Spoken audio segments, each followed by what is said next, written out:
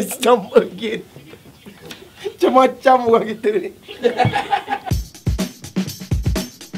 Alright, sekarang ni kita biasa bercakap macam ni kan. Kita biasa ni bercakap. Tapi dekat tangan Sarah sekarang kita ada video Sarah bercakap, tapi video ni rewind. Welcome Özlem. Welcome Özlem.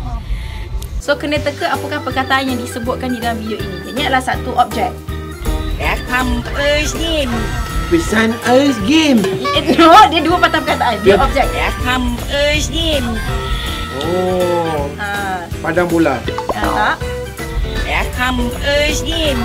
Ini Thailand ni. Welcome Özlem. Dua patah perkataan dia ada di mostly setiap rumah. Welcome Özlem. Korang boleh teka tak? Susah ni. Susah. Tak ada yang dapat teka lagi setakat ni. Maksud dia Bergaduh jugalah. dia ada kat rumah Banyak. Dekat kebanyakan rumah ada dia. Pintu rumah. Welcome Özlem. Ni tak dapat ni. Ya, jadi kumpulan ni kita letakkan interview dah lepas ni. Weh.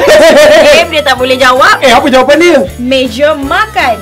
Which comes to game meja makan. Welcome Özlem. Nakam makan.